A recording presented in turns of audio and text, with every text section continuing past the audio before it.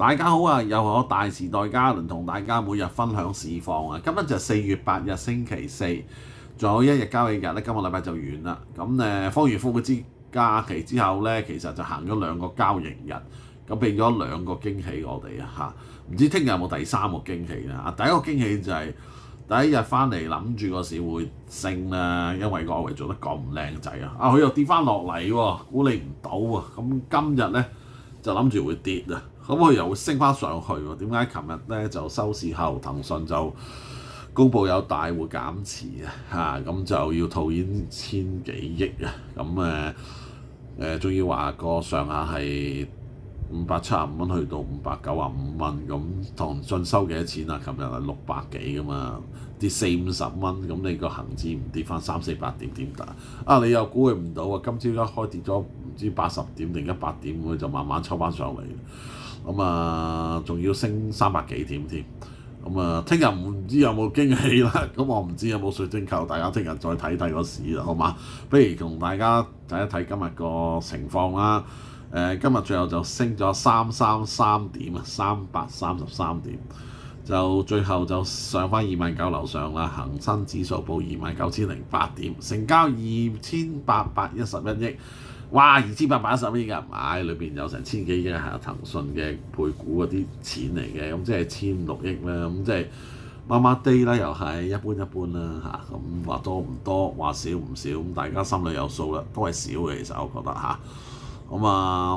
今日講2樣嘢咧，今日就係講3樣嘢啦嚇。第一樣嘢就係講翻個周線圖。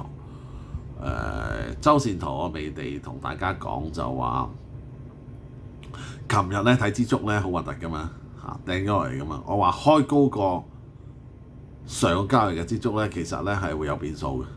咁所以其實如果佢聽日再上咧，其實支竹就會一支竹高過支竹噶啦。咁咧呢一週咧就做得靚仔，就係一個比較向上啲嘅趨勢嚇。咁第二樣嘢仲同大家分享就係睇翻日線圖咧，我有講過話咧出現咧 SAR 向上嘅指標咧我就買。咁其實咧個 SL 指標咧 ，sorry 圈到咁 SL 指標咧，其實琴日已經出咗㗎啦嚇，今日再出第2點，咁通常出多幾點嘅嚇，咁應該個勢就冇咁快會轉翻落嚟嘅，都起碼出多5-6點先至轉啦，係咪？咁所以向上嘅機會都好大嚇。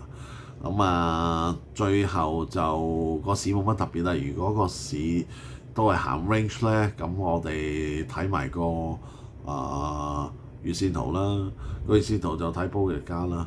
咁我哋之前有講過，其實個高位係29,752蚊，喐咗少少㗎嚇今日。個頂位大約係3萬點度啦。咁所以個 range就算 overdone 都係去200點嘅3萬點。咁而家29,000去到3萬點咧，都係 within 呢啲咁嘅 range 㗎啦嚇。可能有陣時跌穿28,500至3萬點咯。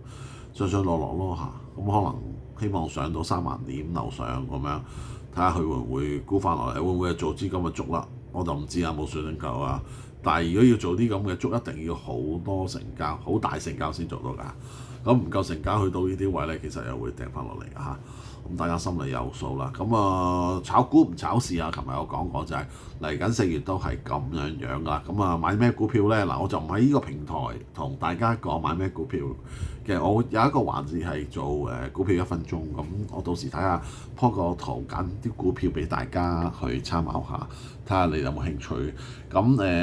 以基於咩原因去揀咧？其實都好簡單啫。其實你如果有朋友都睇有買開股票嘅，都係幾個指標啦。嗱，如果個市唔係跟個恒生指數升得好勁嘅，即係唔係大升浪咧，呢啲上落市咧，最好就買啲唔係恒生指數成分股嘅股票啦。因為你冇乜意思嘅，佢啲上落咁嘅咋，因為佢佔嘅恒生成分指數有個計數喺度嘛。咁佢個指數升唔得多，咁佢亦都唔會升得多。第二就買啲2、3線股，而係有人炒當炒嗰啲，越多人炒咪越買啦嚇。第三就睇個圖啦，睇個圖就係話，如果佢啲技術指標啊，特別係10天線咧，佢都係沿住呢啲位嚟做，唔會跌得好穿嘅嚇。嗰啲股票靚仔你咪買啦嚇。